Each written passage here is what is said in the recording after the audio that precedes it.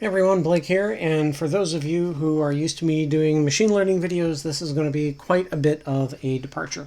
I'm also something of a maker, and we're going to be working on a project for doing kind of an initial build prototyping stage, or show you how to prototype making your own game controllers. Now, this is in particular interesting to the accessibility communities that I like to help out with. I do like making controllers that are designed to specifically adapt to an individual's needs.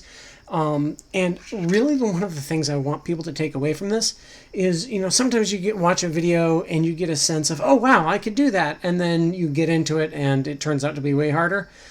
It isn't way harder. I want you to walk away from this going, oh, wow, that's way easier than I thought it was going to be. And I can totally do this. So we're going to do it.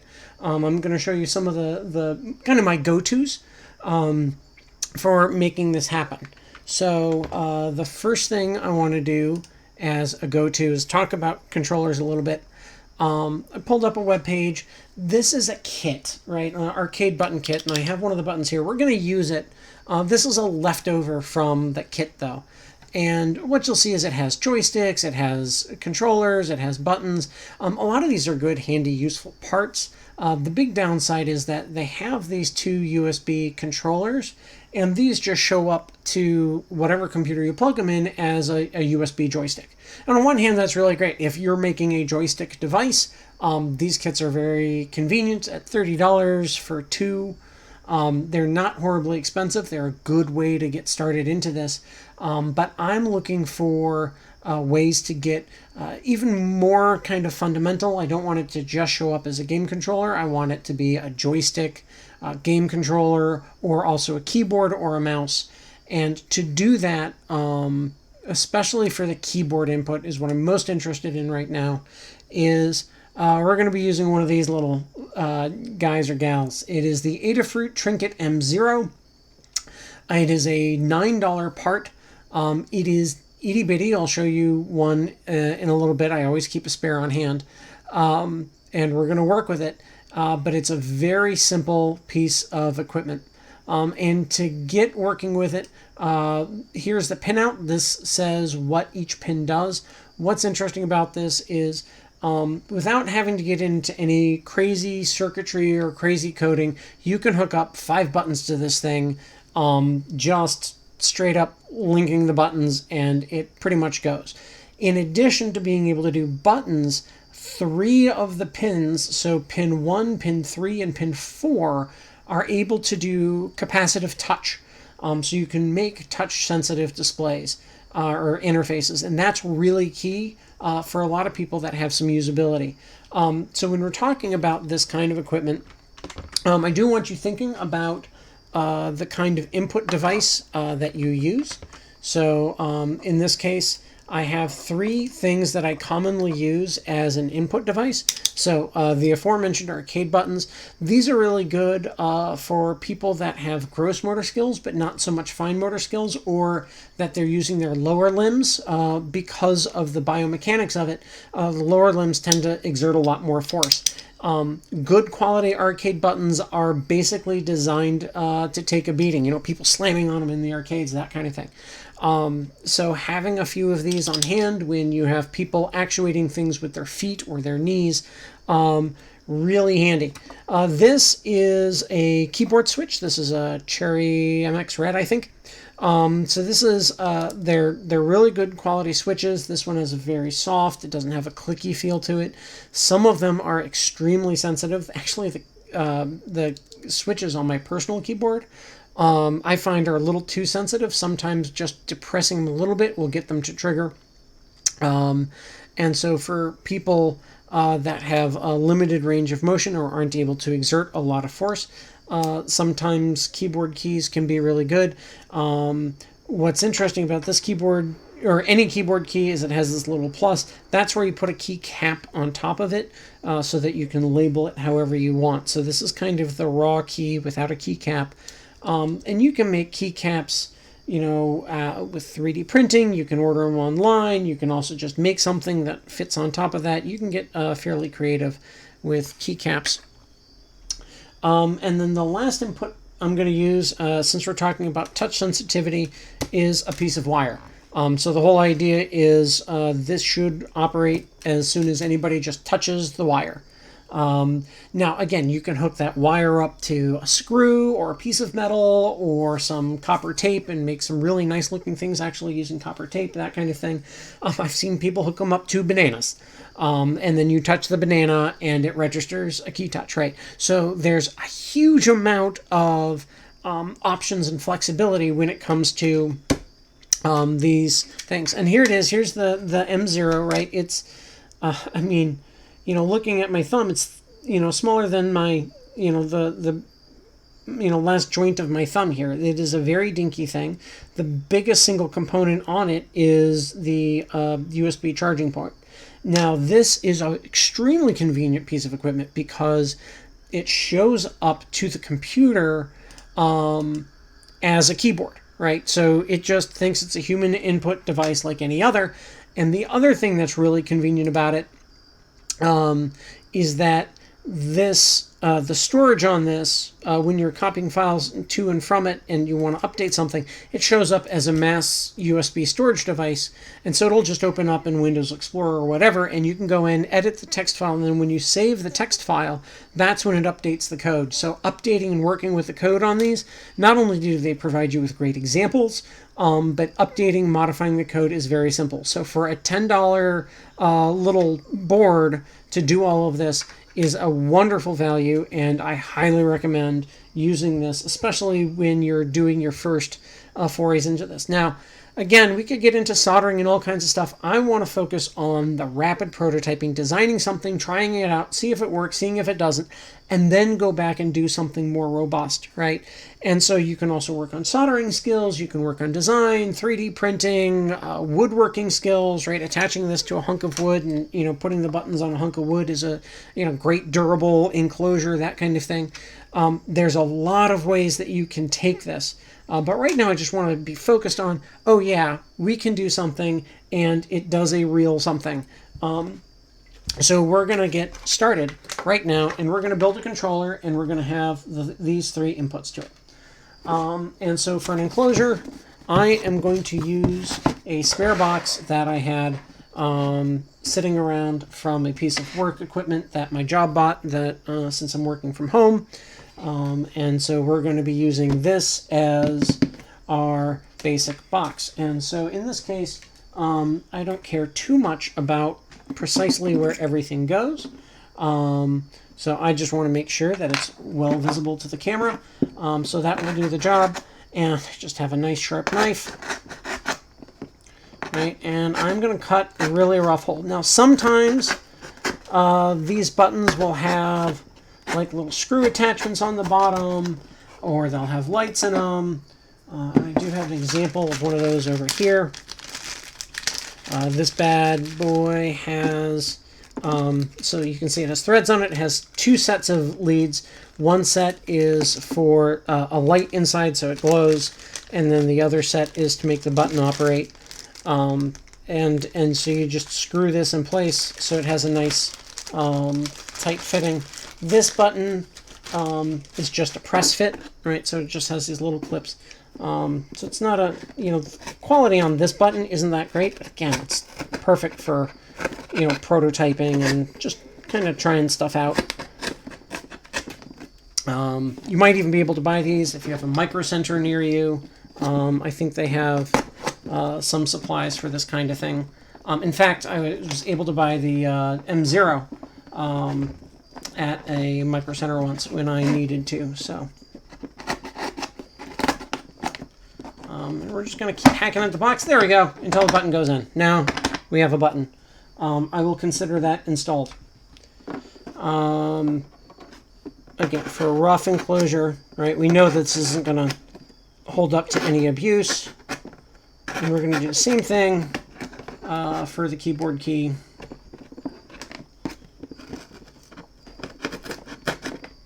Now, you can make this out of wood, you can make this out of acrylic, you can make it out of plastic if you have a 3D printer. A lot of it's really going to depend on the use case, especially, again, if you have specific accessibility needs that you're trying to work with and deal with. You know, you want to make sure that you have something that's going to live up to the job it needs to do. So, as with any good prototype, a bit of gaffer's tape here, because I made that hole a little too big. When I say rough prototype stuff, you know, I mean, this is just the start. You can make them really nice. And I do have some that I use personally. There we go. Okay, so we have that switch in place. We have that button in place. And we have a hole. We have our wire.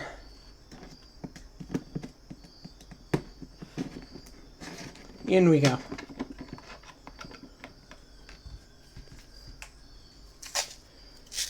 Okay.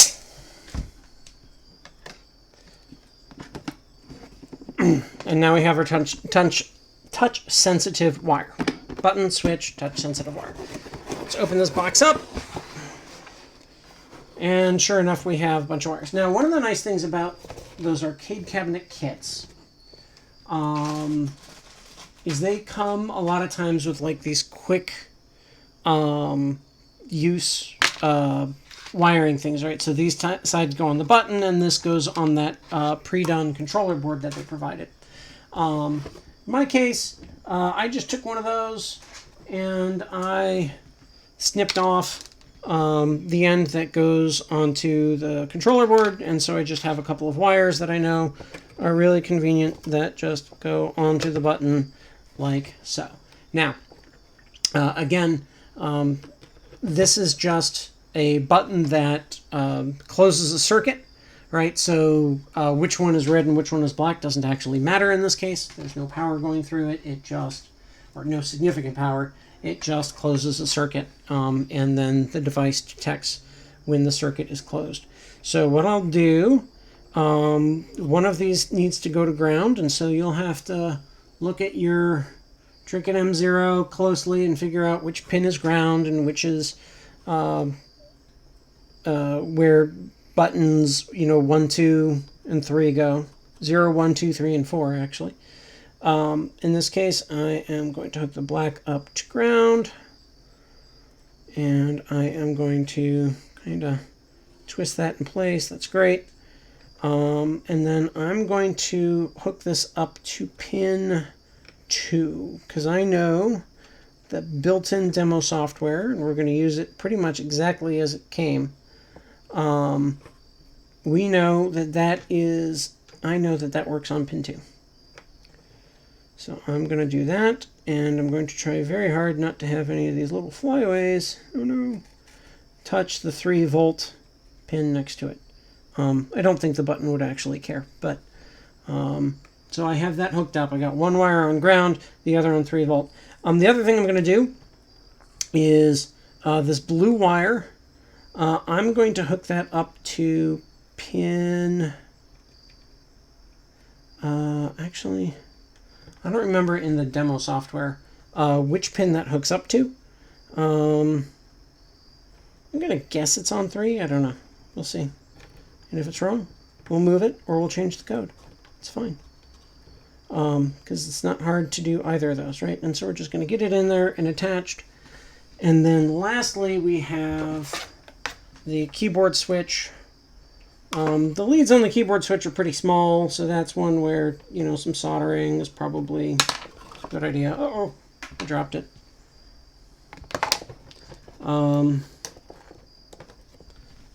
We will hold it in place as I use some gator clips, and we will again attach this to 0. Gator clips might be a little big. And then this other one shares a ground with the black wire, so we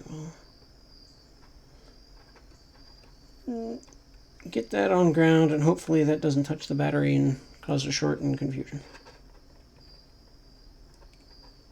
All right, Oh, truth, as we're going to take, so this is a standard USB micro. You know what, actually, I am lacking a little bit of confidence on those alligator clips. I am going to take this and snip off a couple of hunks of wire here real quick. Good wire snips are your friend. Right, so these are Vice Grip. They did not sponsor this. I am concerned. That white alligator clip looks like it's touching multiple things. Okay. So now I have that on pin 0, and then alligator clip there, and then over here.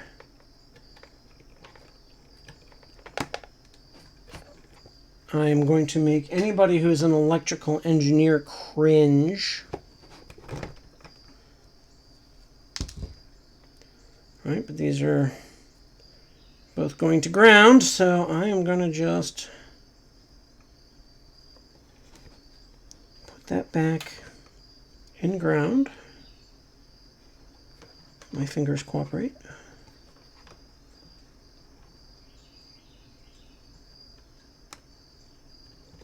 Oh, come on. There we go. Ground.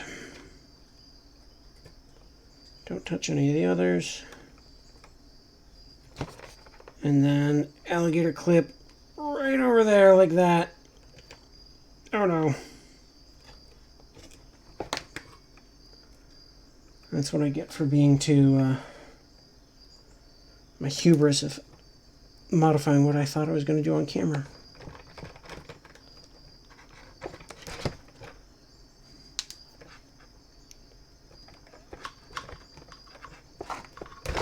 There we go.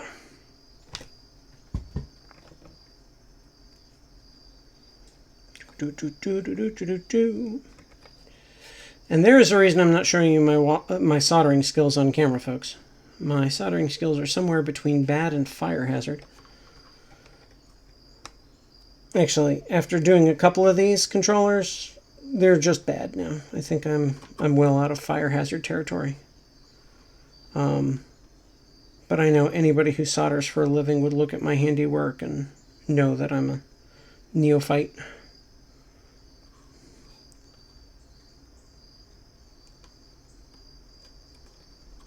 But if I can do this, you can do this. There we go. So that one goes to ground.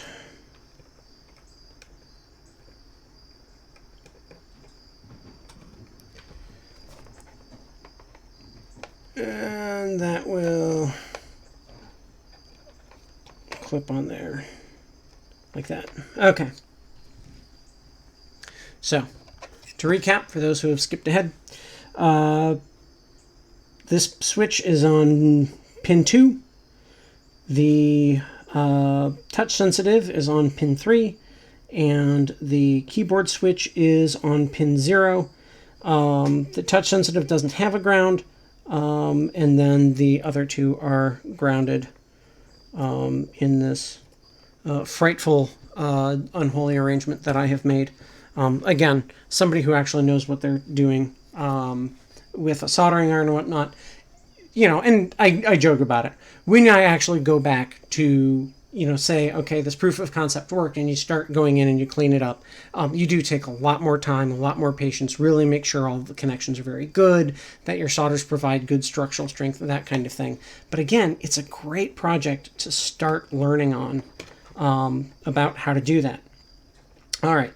All right, so the device is booting up, and now I don't know if we'll be able to show both on camera, but I'm touching the blue wire, and the LED, the red LED, is coming on anytime I touch the blue wire. So that is working. That device is working exactly as I intended, and it doesn't take any force, really. All I got to do is barely brush. Here. Oh, this one's in the way. Let's see. All you got to do is barely brush that wire, and the LED will come on. So there's that, and that works. So now to get into the rest of these, we're going to have to look at the development IDE a little bit. So this suggests we use a tool called Mu, M-U, or Mu.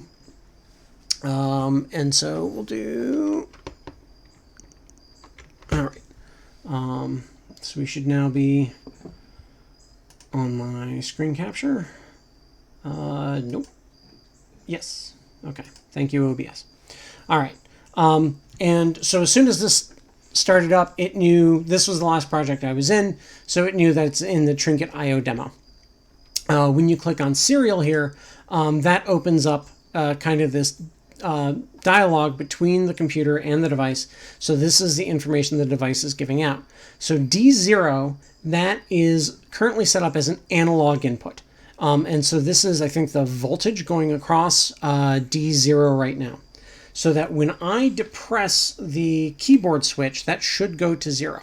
And sure enough, it does. And I only have to press it maybe halfway before that goes to 0. So that button works.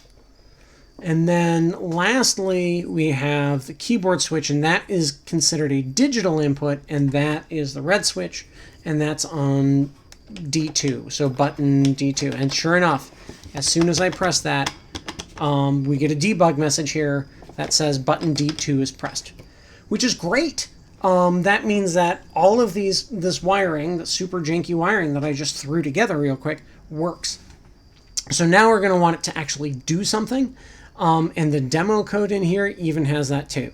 So in this case, this has button on D2 pressed, right? That's what happens as soon as I do this. So an optional, and comment below to have it send a key press. So that's exactly what we want it to do, right? In this case, it's, just the letter A key. So it's going to press it and then immediately release all the keys. We're just going to save this to the device. It's going to take a second, and then we're going to get our scrolling D0s back. And then I'll open up Notepad, and you can tell that I practiced this video before. I actually recorded it once, and I forgot to record the audio. But now, when I press the keyboard button, it presses the A key on my keyboard. And that's all there is to it. So you can get these set up so that it's, pressing combinations of keys, right? So you can send, like one of the projects I did, it sent the Control-Alt-Delete command all at once. So in here, the key codes it would send would be Control-Alt-Delete and then release them. So that would be for logging onto a machine, or Windows-L to lock the machine. Again, for accessibility, for controllers, right, these can be whatever button you want to change them to. Space, enter, WASD, what have you, so that you can set these up to be custom controllers. And if the person who's using it needs to, you can go into this code. This code is not crazy complex to make sense of, right? You make sure that you have a backup of it, but they can come in and change the key code from A to B. And then all of a sudden it's sending, Bs or, again, WASD, space, whatever. And you don't even need the Mu editor, actually. You can close that. And if I just go to my computer, right, so I'm just going to open up Windows Explorer. And CircuitPy, this is the name of the device. It just shows up as a mass storage device in this main.py. And then I will just send this. How do I... So I just want to open it with Notepad. Okay, I'll just edit with Notepad++. And we'll scroll down, right? And so in Notepad++, so this isn't even a crazy fancy IDE or anything. Instead of key code A, we're going to send key code B. I save that file off. No, I don't want to update, right? And then it has probably restarted by now. And now when I press the button, it sends a B instead. Highly recommend, go out if you're at all interested, just try it. You know, the getting started, you know, again, $10 for this, and then, you know, you can get, you know, you have some wire. I didn't even need to use a soldering iron. You know, 10 switches was like $10 or something, and then arcade switches, depending on what you get, can be fairly cheap and can get more expensive from there. You know, you can spend as much as you want on those arcade buttons, but they do start pretty affordably. But yeah, go out, try things, because it's really, really just that simple. So if you do make something, I'd love to hear about it. I'd love to hear what people are building. If you have any questions, please feel free to drop them in the comments, and I'll help folks out. Until then, I will talk to you all later. Take care. Bye-bye.